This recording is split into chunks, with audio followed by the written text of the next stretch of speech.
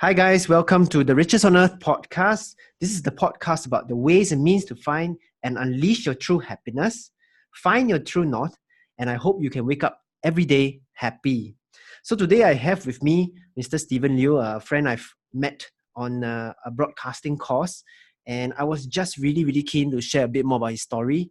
Maybe, Stephen, you can just introduce yourself, tell people about who are you, what you do, and what if they bumped into you on the street.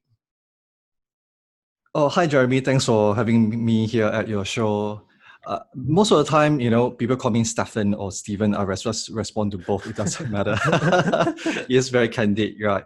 Yeah. So I am a psychotherapist. I am also a clinical hypnotherapist. That is my official training. I also work as a positive psychology coach.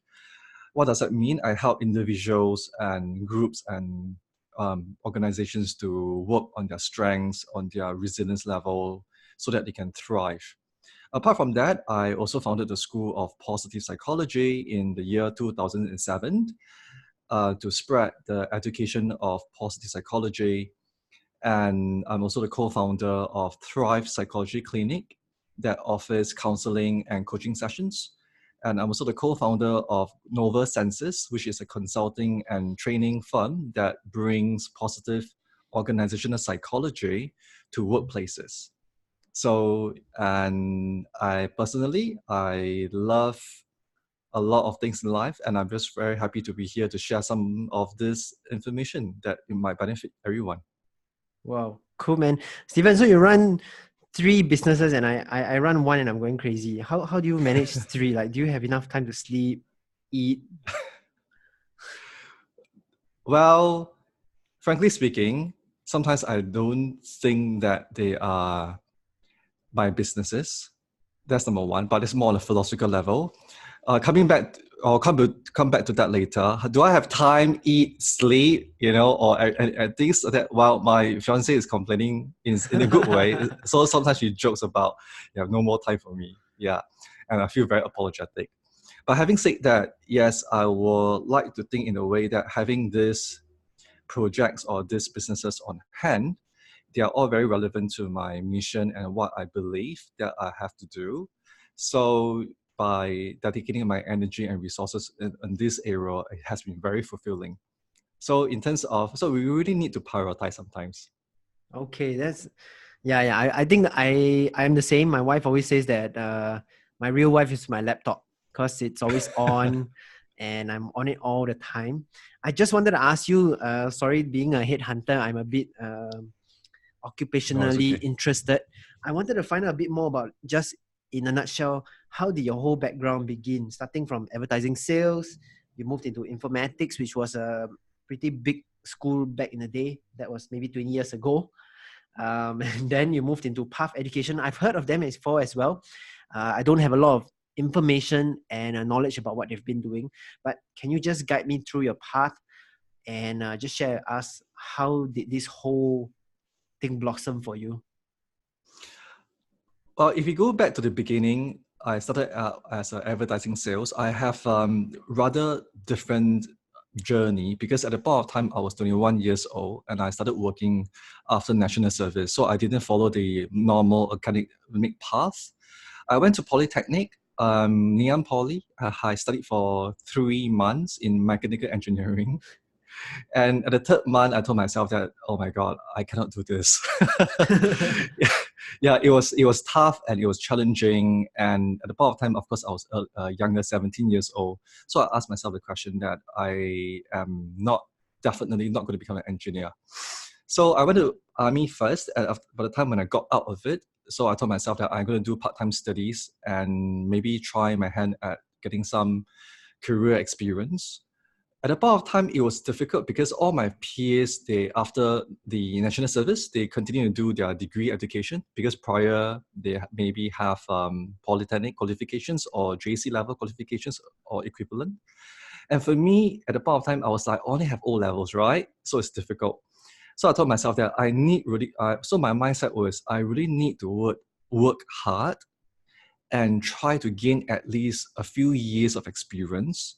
So by the time when my peers finish their degree education, which is 3 or 4 years later, I will at least have 3 or 4 years of work experience to buffer. Yeah, so that was my thought in mind.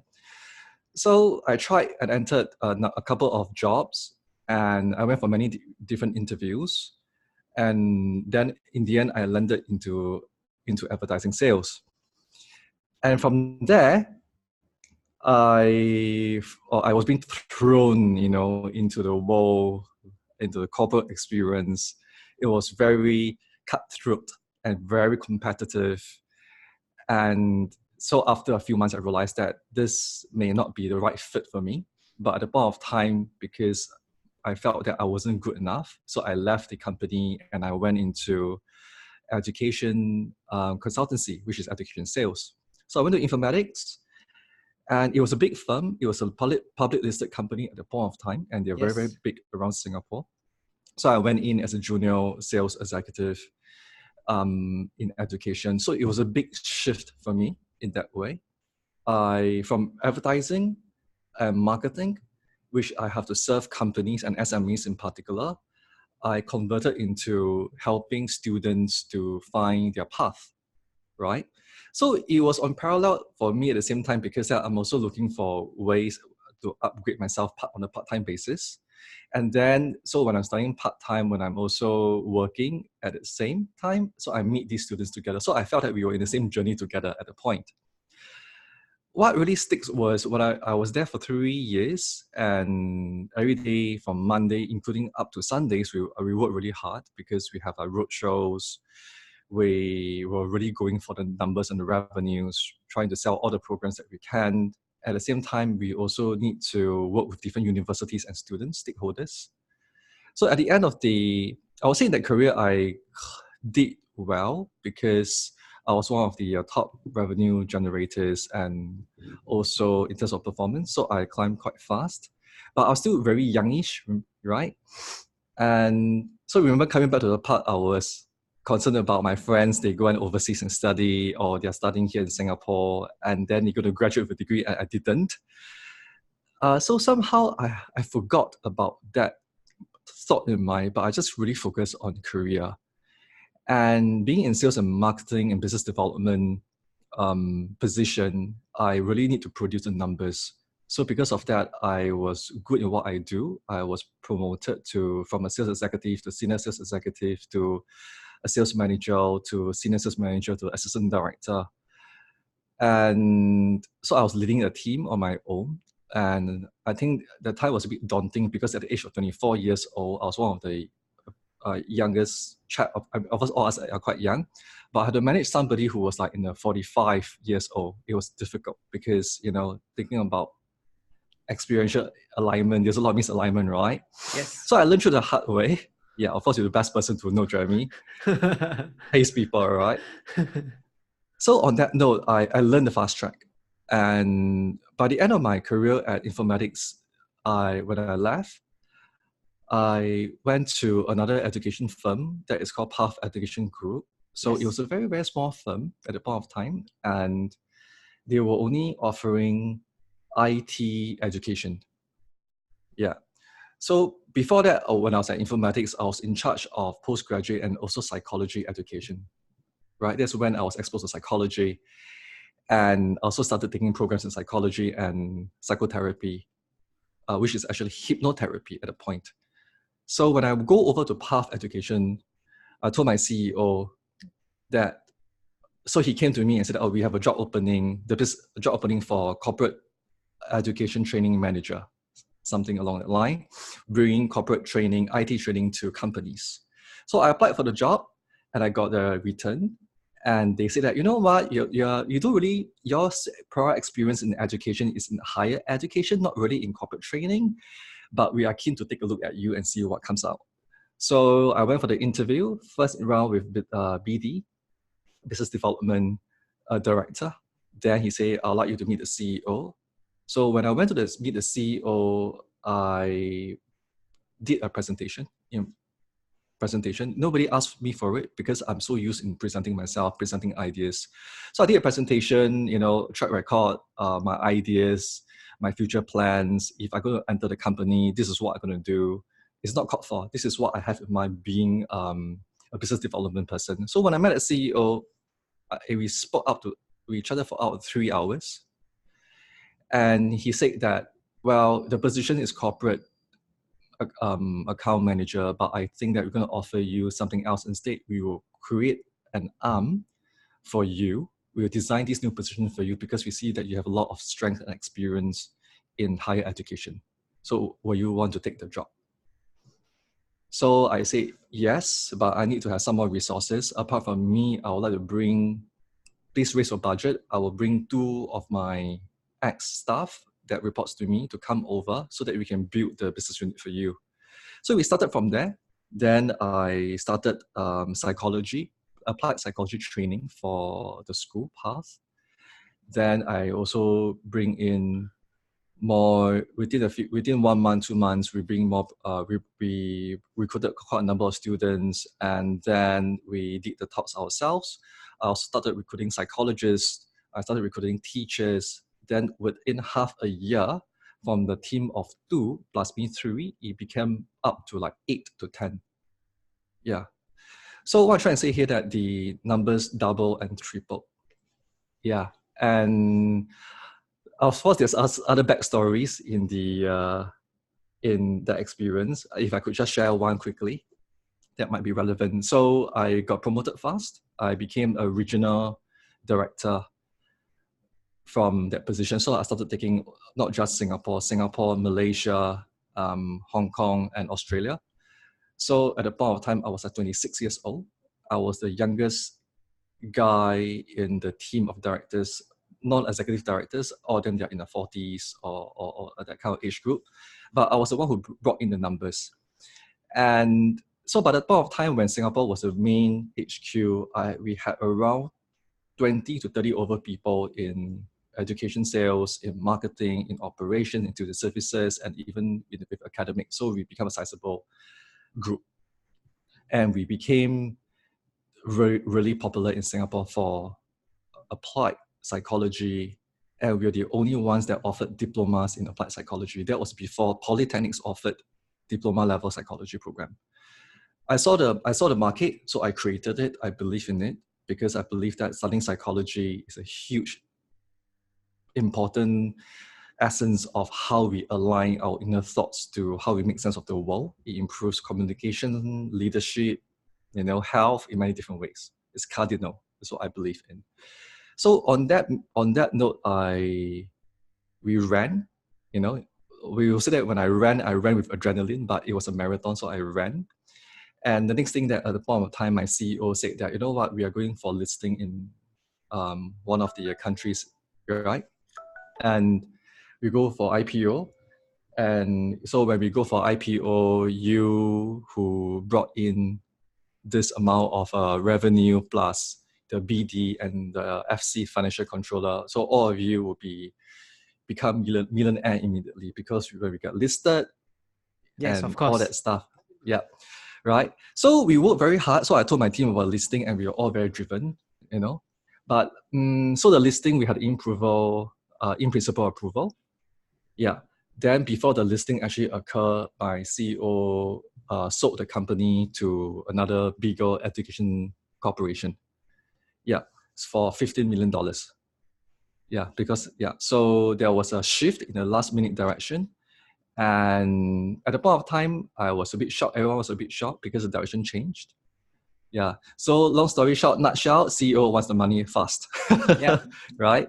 Yeah. And he cashed out. So he cashed out 50, and then so there was an M&A, and M&A, big company and small company. Yeah. And so we were the smaller company. So the next thing, of course, they want to get rid of us. Yeah, but they didn't understand the how was the build up of the team and everything. Yeah, so I left at the point of time, and I was distraught, down, depressed. Not clinically depressed, but really depressed, and Yeah, I still remember I used to live by the suitcase, like 1 week I'm in Singapore, 1 week in Malaysia, 1 week in Hong Kong, 1 week in Australia. And the time it was at 27 years old, 26, 27 years old, I mean, I was also having fun at the same time, but that was what I was going through. And my buddy, Gabriel, I remember that he encouraged me. He said that, so I went to him and said, no, Gabriel, I'm so sad that I could be, earn my first 1 million, for the IPO, right? And this is what happened. I felt like I got played up. And then he said, he thought for a long while and he said that, you know what, Stephen, because of what you have done to the company and now they're being bought over, I think that if you do something on your own, you'll be as good as well, or even better. Yeah. So I got depressed for a short while because it was a big hit. There was a lot of accountability because I need to tell my team, because I was the one who spread the message to everybody. And because when I have the payout at the point of time, I wanted to give them like 200,000. This is why I shared with them openly. So Yeah. what do you get as a cash out? I mean, like, not asking you for exact numbers, but what do you get as a cash out when your CEO gets 15 million compared to Yeah. IPO? Was it a big difference, or did he just run away, didn't give you guys anything, or he gave you a token, or A token. it's just a token? Just a token. He didn't And I would say, I'm say, so sorry about it, and here's $1 million. no. And the token was miserable. I don't want to say. Of course. Yeah, it was. I would say miserable comparing to the multi-millions that he got, and the token only was given because I asked for it. I tried. Yeah.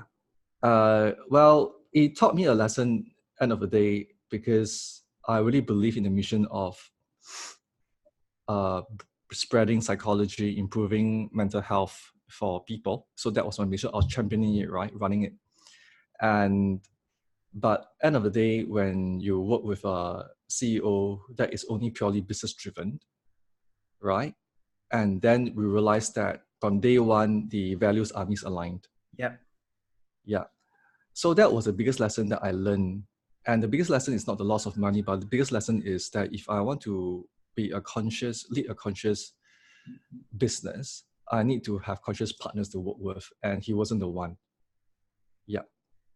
And of course, coming back to what my buddy has mentioned, he said that you can do it. So I had the idea, and I told myself that I wanted to do something on my own. And so I took maybe a 6 months to 8 months break. I traveled to like 10 countries. Yeah. And I said that I wanted to start a school in psychology, and I came across positive psychology at the point. And of course, for those who are not aware what is positive psychology, is a science that focuses on, of course, many people will think that it teach people how to be happy or positive, but it's not really the case. Positive psychology is focused on the human sides of things that we have forgotten for many years.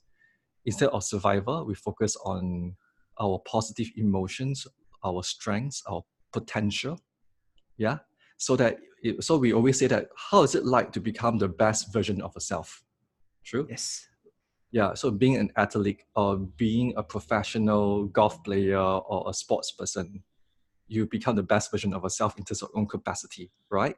So Yes. in positive psychology, it's the same. So we train people to achieve the best version of themselves in terms of performance, resilience, relationship, leadership, and how to flourish and thrive. So that's a main goal, right? And on that note, we so for the school, I started that because I wanted to spread a science to enable people to become thought leaders.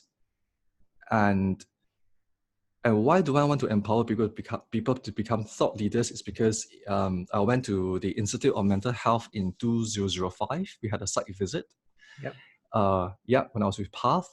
And the PR director was showing us around, and saying that, we are upgrading our facilities, and by 2010, we can increase our patient size up to 10,000 patients. Because World Health Organization has reported that the main problem of the world by then would be depression and suicide. Yeah. So it hit me to a personal level is because that I have a personal history of depression. And so at the point of time when I was in 2005 at IMH, I asked myself the question that what can I do as an individual, even though I'm so small and so little? This is a world phenomenon that is going to happen, like world depression, right? What can I do as an individual to make a small difference? So the idea was incubated within me. So when my ex company went through the M&A and I was told to leave, right? So in 2007, I said that I would like to start this. Yeah, and it was an opportunity waiting for me to start, because if, let's say, the M&A didn't happen, right, I wouldn't have started this. So it's a blessing in disguise. Yeah, so the life happened to you in that what has happened to you helped you instead of it happened to you and then it brought you down. I just wanted to ask a bit more. I mean, like with regards to the School of Positive Psychology, with all your businesses, the good stuff and what it's about, I'll keep it for our next podcast. But I wanted to ask you a bit more about what made you decide that you had the capability to start. And then at that age, when you tasted success so early, that means you go from an executive to a director within, I would say, seeing here is about 3 years in total. You went from executive to director at informatics. Why didn't you just find another job, ask for better pay, and then tell them that you give me this pay and I will hit the targets for you? Why don't you just do that? That's what everybody does. You mean that when I was back in informatics, why I didn't go to another company? When path happened. Oh, path. Okay. Yeah, why don't you just find another job? Why take the risk on your own? Oh, coming back to path, when the M&A happened, the new management spoke to me individually and said that you're overpaid. Number one, yeah, and number two, we have some job opportunities opening up in China. Yeah, so we would like to reduce your pay by 50% and ask you to go China to take over some of the offices. So indirectly, they ask you to go lah. Yeah. Then why don't you just find another job? Find a job with another education platform, ask for higher pay, and then just sell yourself again. That's what everybody in Singapore does. I mean, like everybody is trained to look for the safest way out, the lowest risk, highest reward. Why don't you just follow that? Do what your friends do. Why not? This goes back to the point of when I was in IMH during the site visit, whereby they talk about the world epidemic would be depression. And because I have a personal depression story, so it hit me to the core and I wanted to solve the problem. So why I didn't go and find another job for survival is because that I think that was a time for me to do something. I need to be, so what my exact thoughts were, I cannot work for anyone else, because if I go and create something for anyone else and there's another M&A, or then what happened, I'll go through the same thing, right? So I wanted to solve the problem of like mental health issues and to increase well-being education. So I realized that I have to do it on my own.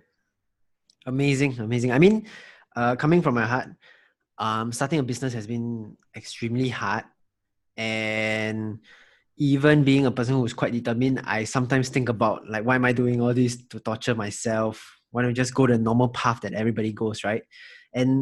But I can see your true passion. So you are one of the, I would say, the 1% in the world who are creating jobs for others through passion. That means even if your true passion made you bankrupt, you will still try it again and again. It's not something that you will just try for 5 minutes and then you say just give up. Otherwise, you wouldn't have done it for 12 years. Yeah, your words, I can't agree more on that. But this is also a time. Your words also came as a timely, not reminder, but also a reality check.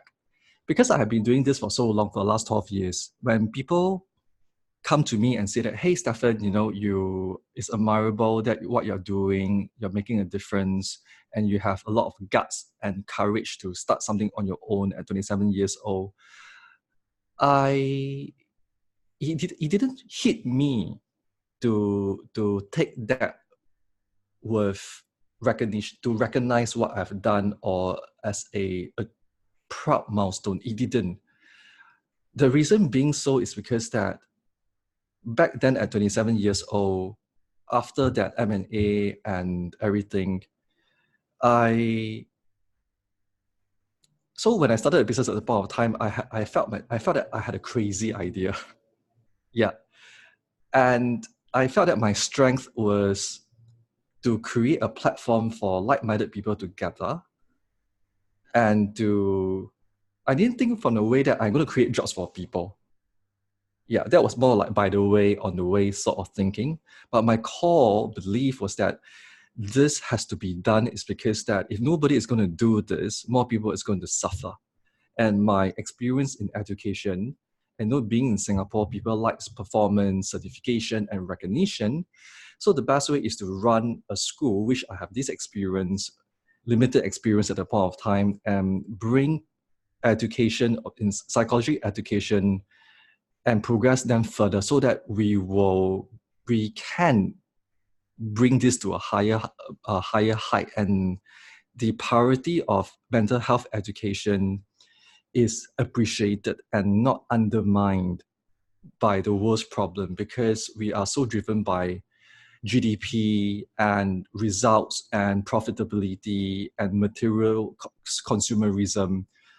And so let's say many of my friends, we went into the banking sector, trading, because this is what has been told that this is success, right? So for me, it was more success was more like being able to do something that's fulfilling. Yeah. And doing something that is fulfilling also means that you can get paid. Sorry. So Stephen, I just wanted to move on and find out a bit more about you so that people can understand a bit more about how entrepreneurs are made and how entrepreneurs are born. So maybe just share with me, like, what were you like between the age of 10 to 20? What were you as an individual? If I bump into you, who were you back then between the age of 10 to 20? Can I just jump in and share a perspective about entrepreneurship first before I answer the 10 to 20? Sure. Okay. I have never considered myself as an entrepreneur. I'm serious about this. I have never considered myself as an entrepreneur. I have never considered myself as a boss. I have never considered myself as a leader. I think why I want to say this, because if people who are listening in who wants to start out their own business or wants to become an entrepreneur, Yes. yeah, is if you are doing it because it's cool, if you are doing it because you can become an entrepreneur or a boss, don't do it, because you're doing it for the wrong reasons. Absolutely. You're doing it for the brand that people will look up to you, then you're doing it for the wrong reasons. If you want to do it for money only, and then you are also not within my wavelength, I will not also be encouraging you. I think the word entrepreneur has its own way of definition, but if you have a good mission that you think that you can impact the world or help to solve some issues or to make people, in some ways, there's positive attributes, and you believe in it and go and do it. Yeah. Then the titles that follows you, the entrepreneur, the boss, the money, and all the business opportunity, they will come to you naturally. But if you're doing it because you want to earn money, you want to make a fast one, or whichever you have started from, I think that it will not last you for a long time. This is what I believe. Just to be on paper, just to be on the news, yeah, it won't last that long. No. Yeah, because it's not from your core. It's from your need for survival. And even you earn all the money in the end of the day, I guarantee that you won't be happy, because it'll be an empty shell. And this happens to many parts of the world which is called affluenza. You look good on the outside, very good, you all the sparkling things, branded stuff, cars. You are rich, but inside emptiness and rotten. Yeah, and people start to doubt, oh, is this person befriending me? It's because I am this person, you know? Yeah, we can go to that topic totally different in a different talk, but I just want to tell you that for those who are listening in, you want to become an entrepreneur because you want to become rich overnight or whichever, I think something is lacking. Yeah, it's probably one of the worst journeys I've ever been on. It's so hard, so tough, and the stress is 10 times what I used to have as an employee. Yes. Yeah. So sorry, going back to where we were, like just Yeah. to find out a bit more about you, how do you grow up? What were you like between the age of 10 to 20? I was a depressed child, as I mentioned to you. Yeah. A background experience, if I can talk about it, that I went through some sort of a family tragedy. Yes. So when I was 1 year old, I experienced there was a family tragedy that there was a death in the family. Some of my family members were being murdered.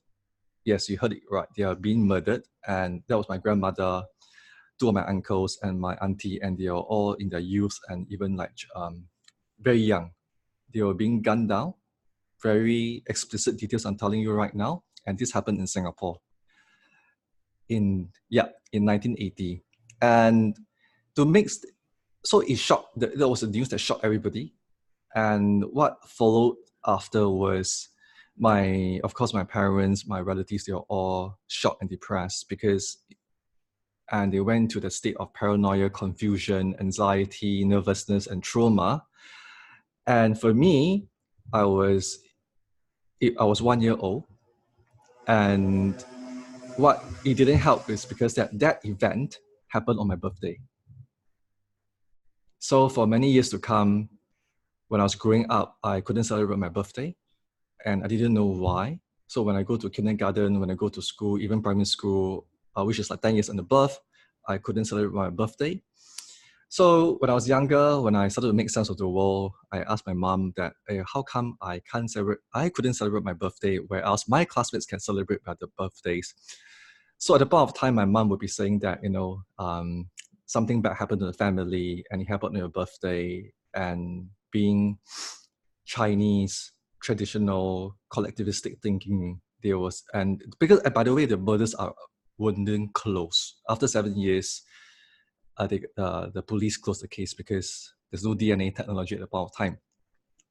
So I had to deal with the aftermath, and so my mom said that, please keep it to yourself. This is our secret. Don't tell anybody. So being young, I held on to the burden of holding a secret, and I call it my birthday secret, a dark secret. And I promised my mom that I won't tell anybody. But that didn't stop me from being curious, right? So in the end, I didn't get to celebrate my birthdays. I'll be having a lot of questions why. I can't get the answers because we couldn't find the murderers. There's no closure.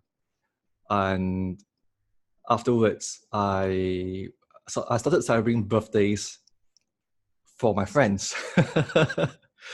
So when it was my friend's birthday, I was very happy for them, because that was only my opportunity to celebrate birthdays through their birthdays.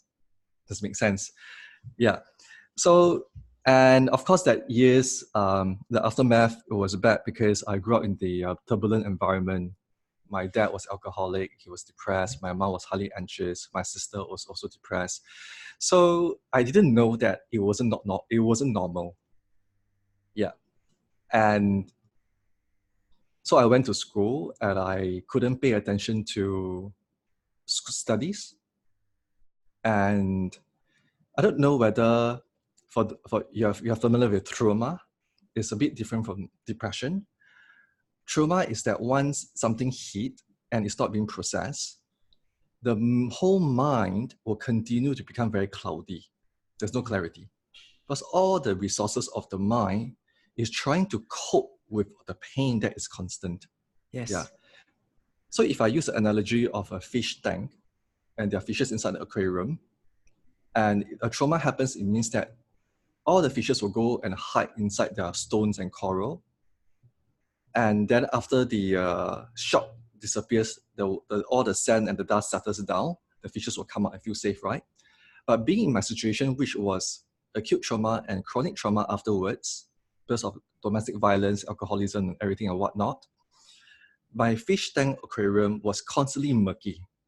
Yeah. Yeah. So imagine that if you dive, you are diving in water without visibility, very little visibility. And which means that your heightened senses, you have to look around, look for survival, or what's going to happen next. You have to react fast. So in that kind of environment, my mind was busy surviving given to the daily stresses. So when I go to school, because I can't tell anybody what was happening because it was a secret, plus ongoing issues, I couldn't concentrate. My attention was split. And I didn't feel safe anywhere. I didn't feel safe at home. I didn't feel safe at school because of course, being bullied and other issues, being weaker in my academics. And of course, at the point of time, I didn't have all this vocabulary to talk about, right? Yeah, so to come back to a question of 10 to 20 years old, it was turbulent. It was, when I go to school, what I could pay attention was only on two things. Play, okay? Because play is, everyone likes to play, right? And the second thing that I love to pay attention on was people who were suffering. Why? Because I was having a pain inside me. And I thought that because it's a secret, right, I couldn't tell anybody. So I thought that it is common that many of my classmates or my schoolmates, right, it's a common affair that people are murdered. This is what I thought. And I thought that someone's grandmother or father or mother are also being murdered. I thought it's a common affair. I didn't know because it's a secret, right? So I started looking out for people who were suffering and then they're crying in the corner. I'll approach them.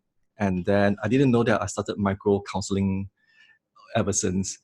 And I go over to them and get them to open up to talk to me. And then slowly and surely they will open up with their tears and with their pain stories. And I was just hopeful that maybe they'll be telling me that or someone in the family also being murdered. And I was just curious about how did they cope with it.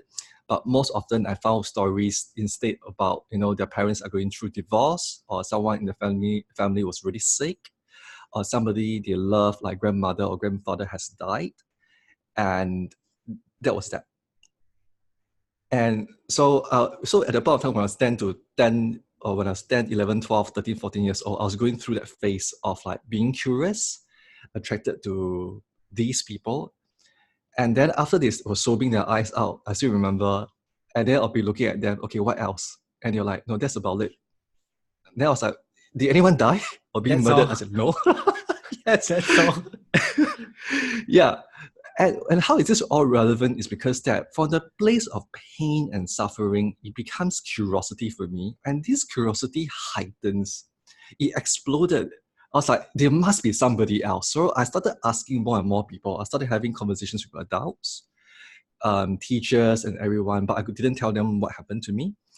And I realized that there's no one. It's quite annoying, right? And so when I hit 18 years old or 17, 18 years old, when I started realizing that nobody else was in a similar situation, I couldn't find somebody else who could understand me, I got really depressed because it's like, oh my God, this is so strange, right? And I started blaming myself that probably they died on my birthday because I was a jinx. I started blaming myself that bad things will happen. But that is the dark side of things. On the light side of things, because I have so many years of curiosity, I started picking out skills of how to look at people who are suffering. I started looking at people of even strangers on the bus, whether they are suffering and can feel. And I started to look out for people who are in distress. I started approaching them in different ways. Yeah, and I got a lot of stories and conversations. They started sharing with me their personal philosophy of lives, and I started asking what's the meaning of suffering, what's our meaning of life, can we be happier, how do we heal, how do we forgive when you don't know who to forgive, how do we form relationships. This is cardinal for me is because that my dad, during that psychological state of mind when he was being disrupted and being depressed, I grew up in an environment being told by my dad and my mom that you couldn't trust your friends, you couldn't trust people around you. And so there's a lot of paranoia. We have to double lock the door, look out the window. Is there somebody lurking behind? When you go back home, are you being followed? There's a lot of paranoia because the murders happen in the home, you know. Yeah. So I grew up looking at my back on my shoulder. I grew up need to look at the nearest exit sign. I grew up need to know that in a normal conversation in the coffee shop, I need to know whether that if let's say there's a crisis, I need to defend myself. Do I have a weapon that I can use? I was surviving. Even in a normal conversation, I had to like look at other resources, and so that was me from 10 to 20 years old. Wow, that's really harsh because I know I'm talking about 10 to 20, but if you told me about the trauma happening at the age of 1, psychologically, all kids, I have a kid as well, all kids develop their mindsets, their characteristics, and their general mentalities between the age of 1 to 8, the first 8 years of their life. So I can't imagine this happening to you for the first 8 years of your life, and then you carrying it into the next from the age of 10 to 20, which is the age where you are chasing, I wouldn't say chasing, but you are pursuing puberty, you're pursuing curiosity of the other genders, the things that you are looking forward to being an adult.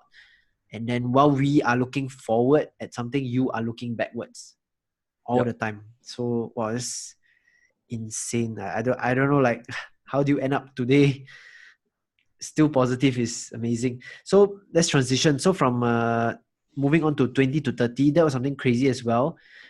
You told me about you managing to quit poly and then pursuing work, pursuing a project and a chase, which is to match up with your friends without a poly diploma.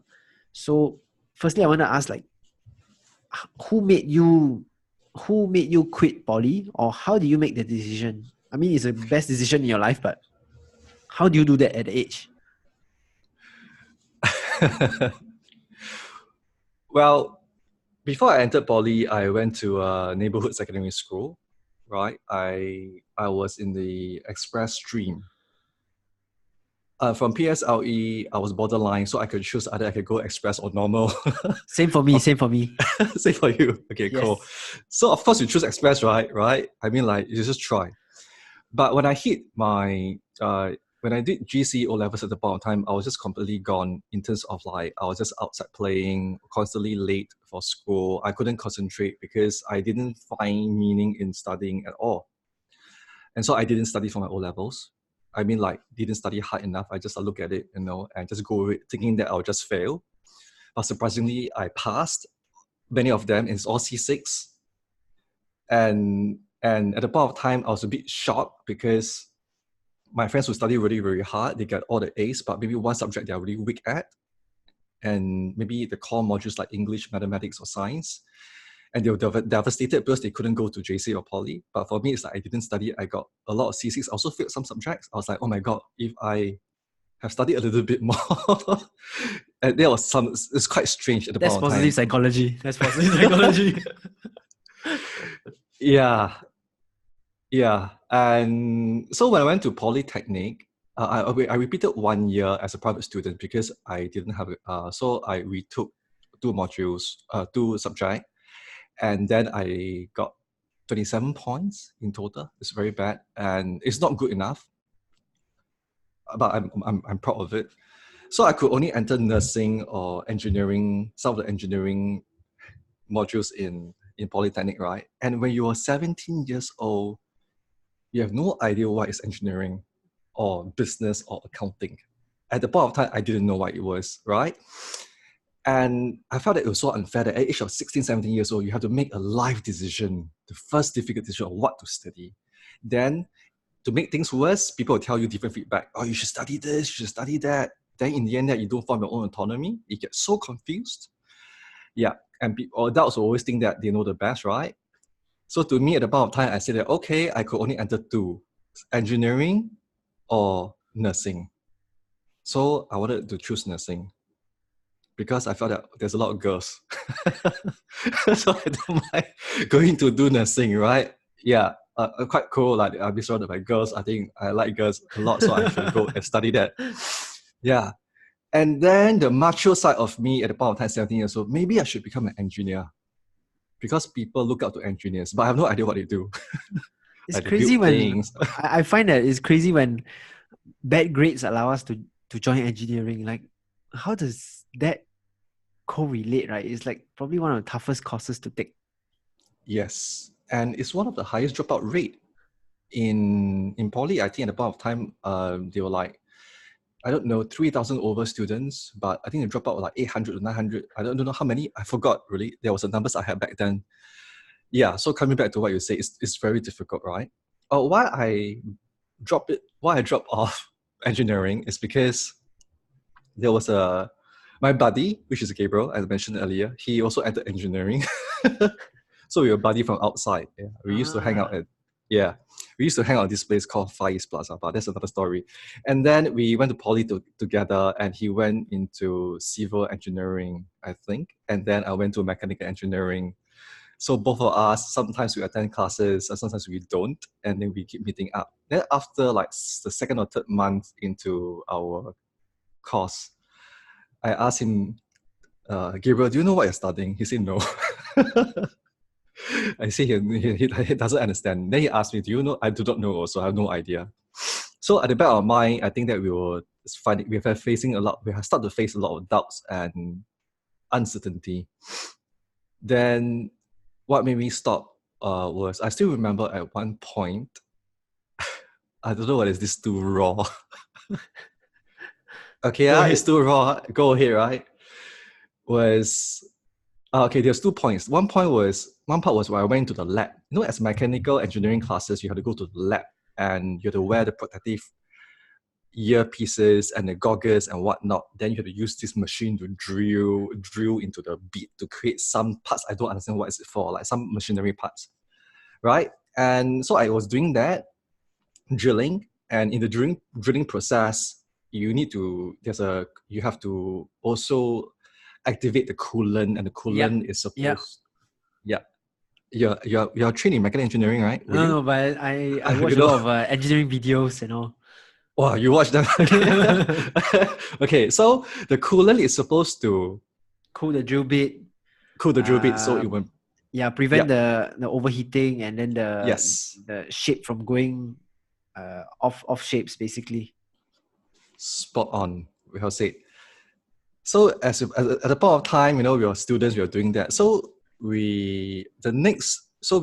there's a space between the next student because everybody have a station on their own to do the drilling, right? Yes. So I think somebody on the left, he or she or whatever, I forgot what happened. The drill bit broke because the coolant wasn't. It broke and Overheated maybe. It flew past me, and I think it hit the pillar next to me. There's a dent in the pillar, and then it flew past my face. I couldn't remember the sequence of event. It was just very close. And then I told myself, whoa, like, so I started to ask myself the question that, am I going to work in this such a career for many years to come down the road, working on this and have, yeah, so that was my first realization. Yeah. And then the second realization was that I went to the school class, and then there was a teacher who, oh, this is the raw part. Okay. So there's this teacher, he was teaching this, one of the modules that is not related to engineering. It's about values and how to become a better student, teaching about ethos and all that stuff, right? And he was a very autocratic lecturer, but to me, he was a bully. Yeah, so he bullied students, he intimidated students into submission. So he was very top down, very typical top down. Then he will talk down to the kids, because we were all children or teenagers at the point of time. He will talk down, he will intimidate them, and that was his style. Yeah. But I find him that he was quite fascinating because of his mannerism. So in between respecting him and finding him entertaining, I was on that note. And surprisingly, many other classes sometimes I skip, but I didn't skip his class because I was quite drawn to his character. And so one fine day, then he had this philosophy that you can never be late for class. If you're late for class, right, you are wasting not your future, you're wasting your parents' money, resources, and beliefs on you. So he will hammer the points home in that way. Yeah. And so one day I was there, and then I was sitting at the back, okay, of the class. And in front of me, there were, of course, rows of students. And there was, in front of me, there was this Indian lady student, classmate. And she was on the plump side And because of her size, I couldn't really see the lecturer. So I leaned back and rock my chair back and be supported by the wall so that I could see the lecturer. Okay. And the lecturer, after a while, he was teaching about fishbone diagram, like why students fail their examination. Let's explore why they fail examination, what are the reasons they will fail. So after I was paying attention to him, then suddenly he turned around and looked at me and he said that, the gentleman at the back, then that was me, right? They say, the chair has 4 legs, but why do you only sit on its 2 legs? So what I did was, I didn't want to say that, hey, because this girl in front of me was on the plump side, was blocking my vision, so I have to do this, right? So I didn't say it. I just smiled to him, then I just sat back onto the 4 legs, right? And then he said that, I want you to stand up. So I was a bit confused, like why? So I did it. Then he said, no, I want you to stand up in the middle of the class. Can you please come forward to the middle of the class? Yeah. And before I carry on, is your podcast explicit or non-explicit? Okay. So anyway, that I went to the middle of the class, confused, and all of my classmates were looking at me, right? And then he will say that, okay, now I want you to raise one of your legs. So I was a bit confused why, but I just did it because he was an authority. I'm a student. Maybe he wanted to share something that's useful. So without thinking, I just raised one leg up. Then he say, raise it higher. So I raise it higher. So until it was like 90 degrees. One of my legs 90 degrees, right? And then when I was in that position, he turned around and he addressed the class. You know what he said? He said that, class, there is a clown standing with one leg in the class. And I was like, I was shocked. Like, he asked me to stand in one leg, and then he addressed the class and said that I was a clown. And I was like, hey, what's happening, right? I was confused, I was shocked, and then I was a bit like taken aback. And before I could analyze all this, there was a dead silence in the class. And then he said that, now I would like you to contribute to the question that I'm asking the class. Why do students fail their examination? So at the point of time, I need to reiterate the fact that many answers has been contributed, right? So I say that, maybe students fail their examination because the examinations are too tough, okay? And then what he did was, he turned around to the class again and he said that, this is the type of answer you will expect from a clown. Okay? And then then what happens next? I was shocked. Then he said that, now you can just lower your leg and go back to the class, go back to the seat again. And so I went back and I sat down. So imagine what happened. I was shocked. I was distressed. So I didn't know that he was using me to elicit fear and control with other students, because he does that all the time. But he singled me out, but I felt that it was unfair. And I only have his class every Monday at 8 a.m. So I couldn't process it. So the next few days, I couldn't sleep. The image, I was traumatized. So the image kept coming back. I was angry. I was agitated. I was sad. I felt that I was being bullied by a teacher who was supposed to teach me, but he bullied me. And so then that came to the decision that I need to quit. So I bumped into Gabriel. And then he said what happened. Then I told him that, Gabriel, I'm very upset because this is what happened to me. And let's quit school together. Then he said, okay. Then he said he also wanted to quit school at the point of time. And then he said, let's put in our forms and quit together, right? Then I told him that, no, I am not going to quit yet. I am going to go back to the class next Monday. And then I am going to retaliate to the teacher. And if not, I cannot resolve this issue in my mind. So next Monday happened. And I walked in at 8:15 on purpose. And you could see when I opened the door, there was a stark silence in the class, and he was like shocked because nobody dared to be late for his lessons because he's that domineering, right? So I went to the last part of the class, my usual seat, and I challenged him, long story short. And he said that, "Gentlemen, do you know what time is it now?" Then at the point of time, in front of the whole class, I said that it is 8:15. Why do you ask me for time? You have no money to buy a watch, is it? So I started challenging him, and then he was furious. He asked me to get out of the class. And then I said, no, I'm not getting out of the class. It's because that you said that I have to go to school. If not, I'm wasting my parents' money. You said that, so I have to be here. And he was very annoyed. So he said that you better get out now. If not, I will call the authorities to be here. So what I did was I went to the middle of the class. And of course, at the point of time, I told him that, do you remember who I am? And he refused to have eye contact with me. Then the whole class was like a bit shocked. Let me remind you that I am the clown standing with one leg in the class last week. Yeah. And then I turned around and look at the classmates and say that, I'm so sorry, every one of you. I don't want to disrupt your learning process because your parents pay you money to study here. I'm just here today is because that I felt that what he did to me last week was unfair.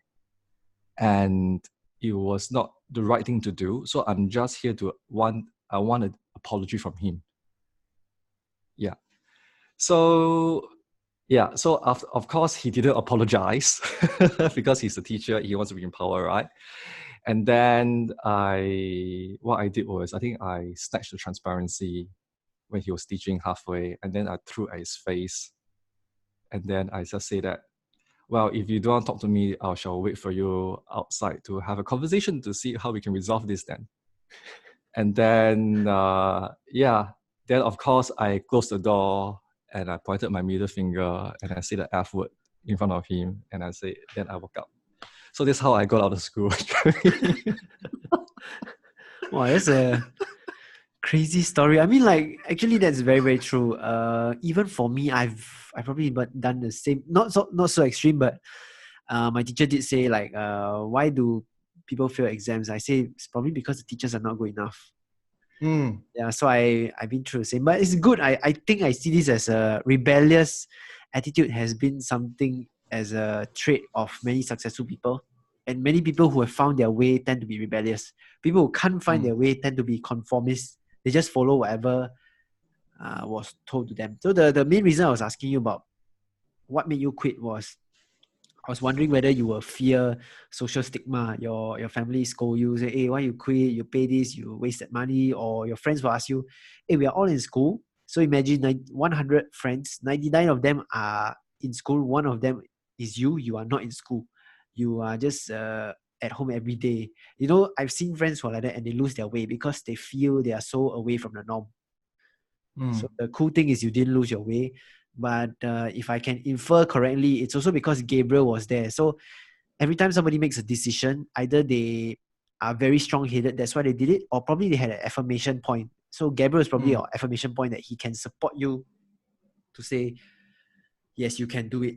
So because he gave you that opinion, you didn't fear that social stigma. That's what I was thinking. Maybe Gabriel was probably an anchor in your life that you didn't see back then.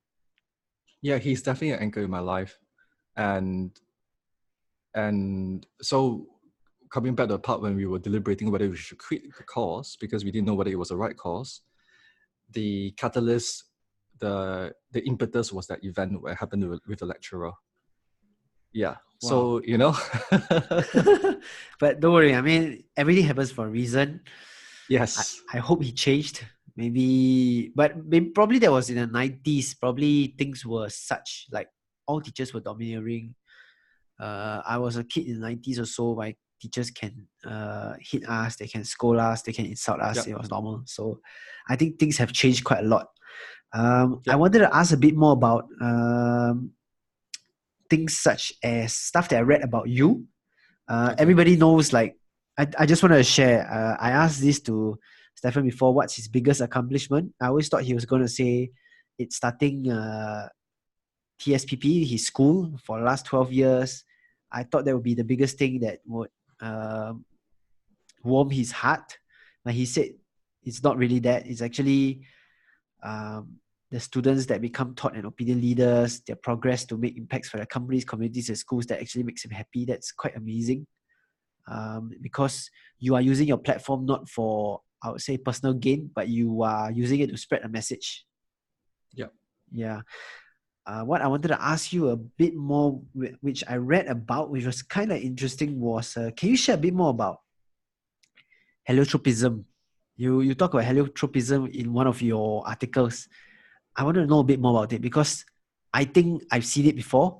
I think I can correlate it, but I don't know how do we activate it and what are the factors that allow us to use it, because I think it's one of the factors of self-driven or self-discovery skills that people can have, or rather we have in us, but we don't know how to activate. Okay. Heliotropism comes from the Greek word helio, the sun or the light, and that every living organism is light-seeking. So if there's a gunny sack of potatoes in a dark room, and maybe in that dark room there's a small little window at the side with small little, not even bright light, just small little entry to the external wall, that potatoes in the room will start to grow, and the seeding will grow towards the light. So what I'm trying to say here, even in the most dire circumstances that the environment could not really provide to nourish a normal growth, a living organism will want to survive and will go towards the light. And how is this relevant to being a human is that I feel that this is connected to resilience, that we are all heliotropic in that way. We are, of course, we want to say that we are the potato, but we are attracted to light.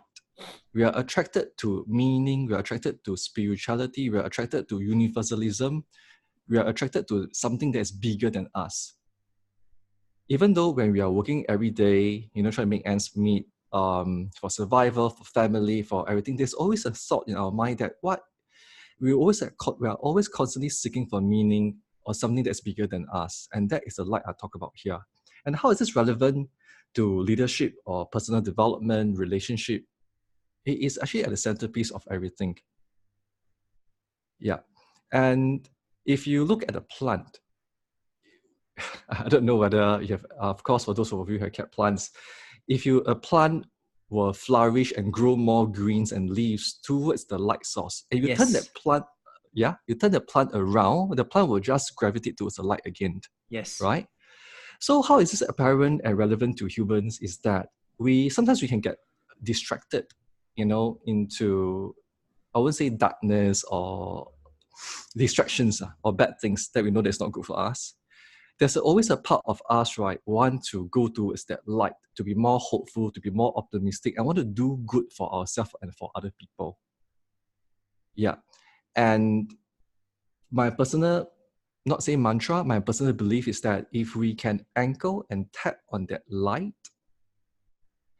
it will lead us to greater path, greater future. So some people will use the language of, if you know your purpose, if you can realize your meaning and your purpose, that would be the way to go. So if I quickly jump in, of course, many people may know this word is called ikigai. The Japanese word ikigai is I-K-I-G-A-I. Okay? Mm-hmm. Ikigai is relevant to the light and relevant to what I do and what we provide for our students. And not just students, when they become graduates, they become our trainers and associates. They come back and work with us to do more social projects and business projects. So we create an ecosystem. And why is it relevant to this light and ikigai? Is that ikigai is a Japanese word to describe that there are 4 spectrums. So the first one is that if you work in a job, you get paid. Okay? But it may give you some sort of job satisfaction, but after a while, you lose interest. The second part, if you pursue a passion, you are very, very, very driven, and you are very, very engaged. But after a while, you start to wonder you can do more. Okay? And the third thing is that if you follow a hobby, you really enjoy doing it, like play, and everything. But at the end of the day, it's not sustainable. Okay? And the fourth one would be if you do something that is meaningful and purposeful, that you believe in, like helping other people, helping the world, which any other directions that you want to do, it is very liberating and you connect to the bigger purpose, but it doesn't really pay you. So Ikigai is like passion. Passion means your strength, in a way. Your job is for survival, and the third one will be hobby, and the fourth one is purpose and meaning. Please look it up again. I'm not sure I'm getting this right. Ikigai is the sweet spot in the middle of this four spectrum. So if you follow your light, which is heliotropism, like the questions in your mind, you're curious about what can I do to save, to help this, or to solve a problem for a community, from society, for parent. It can be anything that is meaningful. Maybe that is your Ikigai light. Yeah. And coming back to what I do, I am in my Ikigai space. So this is my job. I love what I do. I am good at it, and it serves a purpose that I believe that will help the world or around me. And for the students who come and learn positive psychology, even though it's a skills-based, by the end of the day, we are helping them to think, to build confidence and optimism and strengths, psychological strengths, so that they could sometimes quit their job or do new things on their own to create their own Ikigai. Yeah. Okay, I hope wow. that is I just have one question. I do Yes. agree with this thing that we all have a light, we all have a thing called resilience. But I just want to ask you this question. Like, I don't know whether anybody has asked you this question, but you say that all humans are resilient, all humans have a light. But why do people constantly, for example, like there are drug addicts who go to rehab, they kill themselves for a month or two, they come out sober, and then they go back again and again and again. So cycle after cycle after cycle. So do they lose this light? Do they lose this resilience? Or is there nobody helping them? Or is there a darker force that is taking over them, taking over their brains? That is actually a very relevant question. I am not ready for that, but I'll do my best to answer it. I think when we talk about addiction, is a different issue, right? You talk about people who are alcoholic or people who are on drugs. Of course, what you asked me is about drugs, but I think that addiction happens in all levels. Like Yes. It could be sex, gaming, or smoking, or whichever. But of course, drugs seems the worst at this point because it's illegal and bad for society and bad for economy and health. I would like to I'll answer in two ways, okay, if I can. Number one, people who are addicted to drugs is not because they don't have the light, is because it could be is purely psychological and social because of some situation they are being exposed before, and drug has become a coping mechanism for them. Yeah. And of course, it's a form of escapism. Yeah. We can say that maybe they have went through some crisis. Like in overseas, we talk about war veterans who come back from war. Yes. Right? They become drug addicts. They cannot function in the world because these trauma are still playing in their head. Yes. But we could quick to judge that because they are drug addicts, they are useless for society, they're not contributing. It go against the way I feel because I'm working so hard for my family, and now you are just a drug addict, So we don't know what's happening in their life. So if you ask the question that, are they in a place of darkness? Yes, definitely. Do they have, what about their light? I think their light is inside there, but it is still trying to shine, And of course, we need to look at social support systems because it's always easier to go back to a place of familiarity. Yeah, and maybe the place of familiarity would be the friendships they form in drugs, the exclusivity and that safe place they think that it is, they do not need to deal with the problem. And if I can expand on that, when I say about point number 2 is alcoholism. Many people in Singapore are alcoholic, or they are facing problems with alcoholism and they do not know it. And it's one of the main issues. But because alcohol is allowed, that's why that it is not as bad as drug, right? But look at the impact of alcohol. It's a stress coping mechanism. So why do people drink or celebrate? But out of the normal celebratory experiences, many people are addicted to the process because they're finding ways to celebrate, to drink. That's running away. There's a place of familiarity, and they do not want to deal with some things. Yeah, so they keep going back to that ritual, to that cycle. So to answer a question you asked about light and people who are addicted, I'll still say that there are many people I have, not say I work with, but been exposed to, because I don't work with people with addiction. That is not my specialty. I work with more with people with trauma, okay? And we have seen many people who have recovered from addiction and they bounce back. And now they're coming out to share their stories and to give hope.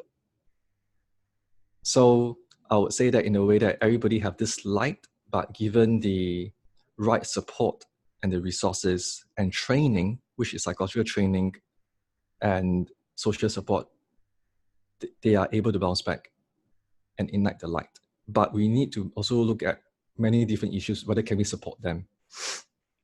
Yeah, because many of people who have addiction problems, or they are being discarded by some parts of society or social groups. They go back to drugs. It's not because of drugs. They go back to drugs is because of all these things that is telling them they are not good enough, they are not accepted. Wow. I know what you mean. So it's like, firstly, you're saying drugs is their coping mechanism. So everybody has a resiliency, but the resiliency can be triggered by an anchor, such as Gabriel again, or it could be triggered by a coping mechanism, which is something that you use to get away.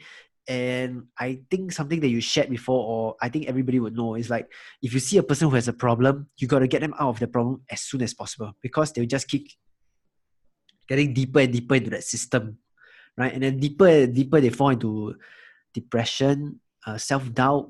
The harder and harder it is to get them out of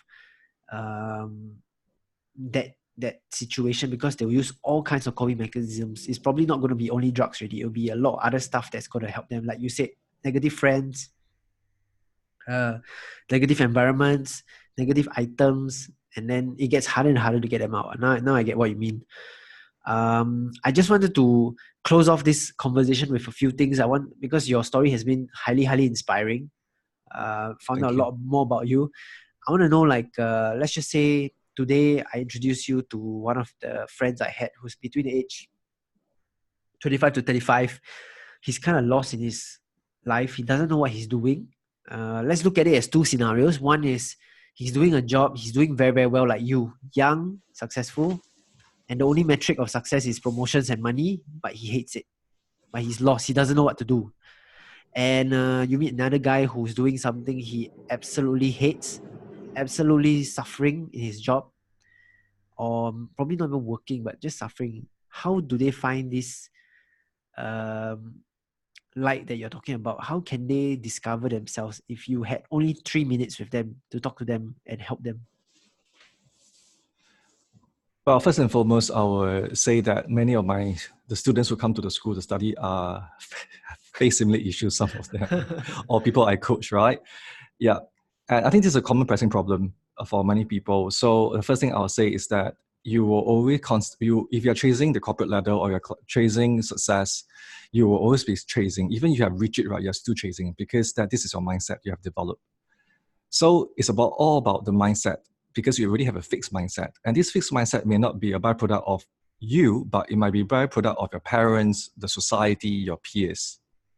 So first thing first is, don't change anything yet. but start looking out for things that that will make a difference. Have conversations with people that are doing something different. Yeah.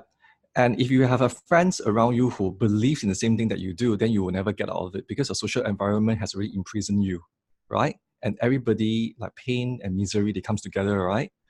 Yeah. So look out for people that you admire. Look out for people who are doing who are following their light. Yeah. And have conversations with them. Ask them whether can you become my mentor? Can you become my coach? And have these conversations. I think that's number one. And number two would be finding out is there something you're good at, which is your strengths? Are you playing according to your strengths? And can your strengths be aligned to something you believe in? For example, of course, it is a big leap of faith if I say that go and solve a worst problem, you know? How about solving a problem that's around you first, within your social cycle or within your work community? Find that problem and solve it. And if you're good at it, that could be an indication that you're good at that. And could it be expanded to a profession or a skill that you can explore later? That would be an indication. Is there a professional way that people can find their strengths? Because asking people to trial and error to find their strengths, I would say 90% of people won't bother because they'll just say too busy, or they'll procrastinate, or they find that they rather put food on the table more than put happiness in their minds. So is there a professional way they can find their strengths? Yes, there are strengths assessment tools that you can use. Yeah, I will recommend a free one that is called VIA Character Strengths. VIA stands for Values in Action. You can just go to viacharacter.org and you can do it, or you can just Google VIA. VIA is part of positive psychology, whereby there is a measurement of 24 strengths, and everybody have these 24 strengths. It's a great place to start with, and you will measure your top 5 strengths. And so, for example, my top 5 strengths would be courage, spirituality, social intelligence, perspective, and curiosity. So I can use my strengths to, in my role as a therapist or as a coach or as a person who's running the school or the clinic, right? So I can use my strength in conversations to engage people. Yeah. So if you find out your strengths, you will be able to have the first indication that what you're good at. And strengths is natural, you have them. And when you play according to your strength, you hone your strengths better to become like a professional athlete in your level, and you become the best version of yourself. Wow, I hope amazing. that, yeah. That's very, very helpful. I mean, personally, I know my strengths, and I think that's the one reason why I feel I'm not successful, but I just feel that I know what I'm doing on a day to day, and that's why I feel successful by myself. Doesn't mean I'm successful yet, but I feel successful because I know what I'm doing at least. But that's success. Yeah, that's Because you something feel it amazing. already. Yeah, that's something that I tell everybody, but nobody really understands what I'm trying to say. I want to just close this off by asking you something that you mentioned to me as well. You talked about strength focused and weakness focused topics. Can you share a bit more about that? And then if I have listeners who are more keen to find out, they can talk to you more, they can have a chat with you. What's that about? Okay. As we grew up in a society that is based on problem solving, and we survive based on having this mindset called negativity bias. So we are hardwired in our mind to pay attention to things that will go wrong. And not only that things will go wrong, we pay attention to things that are dangerous. So it will help to increase our odds of survival. So it's evolutionary since 200,000 years ago. But why is this important is because that when we find fault or look for things to solve, when we look at ourselves, we also look at ourselves and find fault with ourselves, find fault in our relationships, find fault with our workplaces. We find fault, so that's why people complain, right? Yes. So yeah, so in terms of performance, many people think that they can perform better when they solve a weakness. Okay, I would say that is not true. Because if you spend a long X period of time to find out what you're not good at, and then you try to become better at that, in that expense, you do not develop your strengths. So you don't get to shine. You become a mediocre. You're always an average. But instead, focusing on your weakness, because I guarantee you, let's say you have weakness A, right? You try to solve it.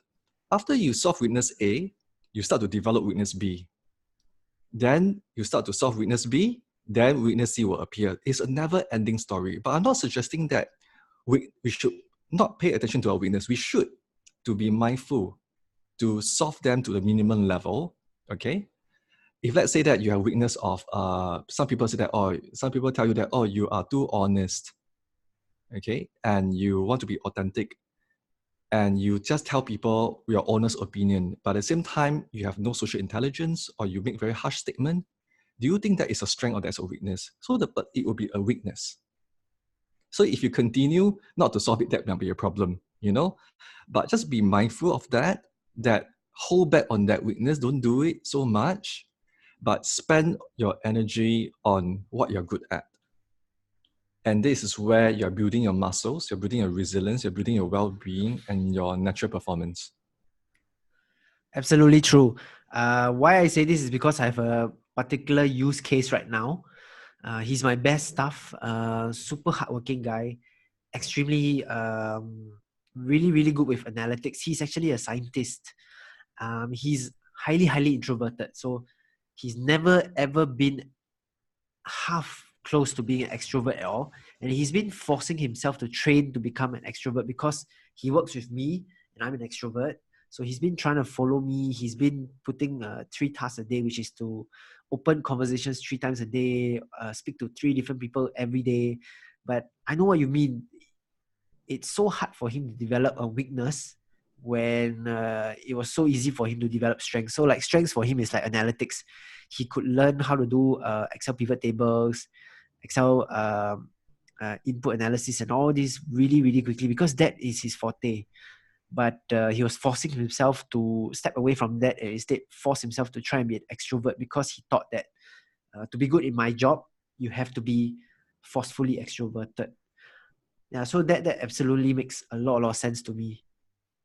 Forcefully extroverted. Wow. Yeah, he's trying to force himself, but it's artificial. So because you can see that every time he's trying to open a conversation, he thinks about what he's gonna say. His facial expressions start to cringe. He's thinking, but like extroverts, we don't have to really think. Conversations flow.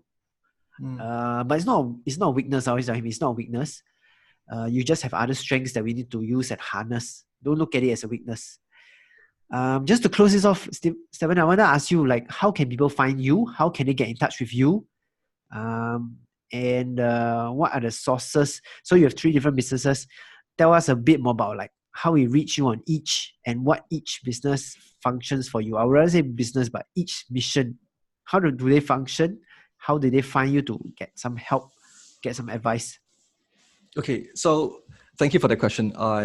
So the first is the School of Positive Psychology. And you can go to the URL www.positivepsych.edu.sg.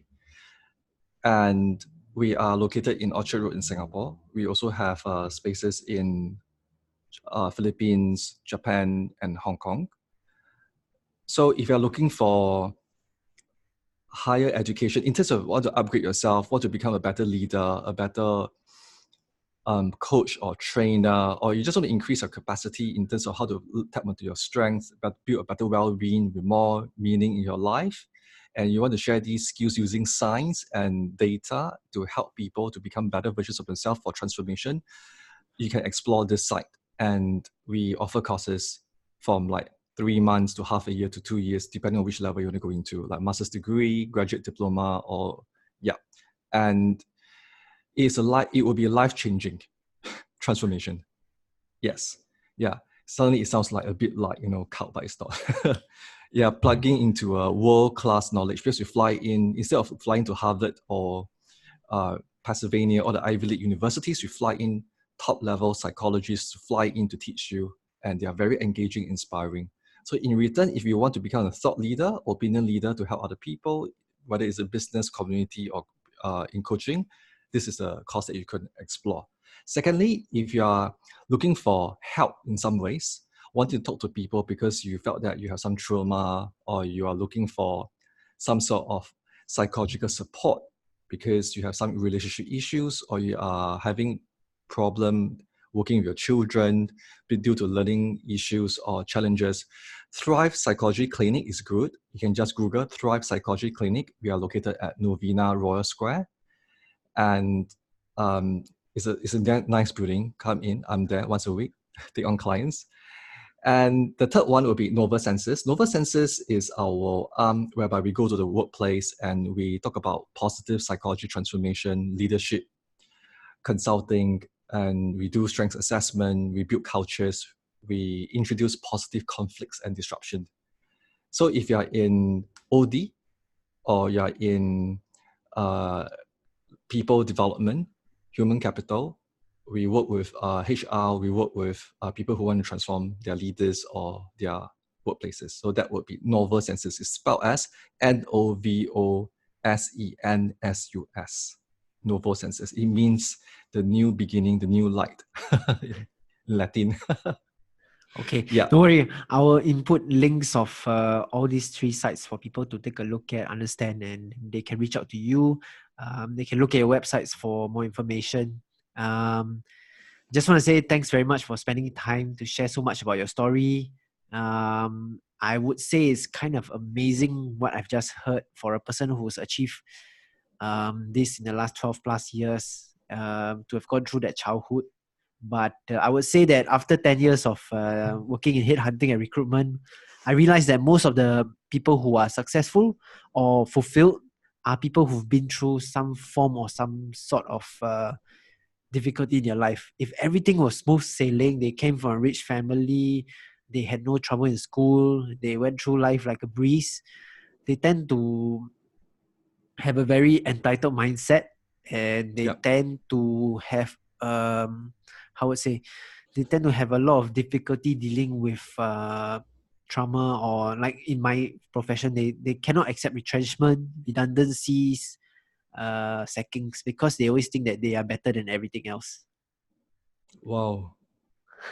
They think that they're better than everything else. Yeah, because they always think that, okay, I come from good family, I went to a good school, I never did badly, I climbed the corporate ladder, and then I lose my job. How can it be possible? This is not possible. Government promised us that if we did this, and my parents told me that if I study hard, I get first class, everything will be taken care of. But nobody ever told us that economies are not straight lines. And companies that employ us ultimately can make their own decisions.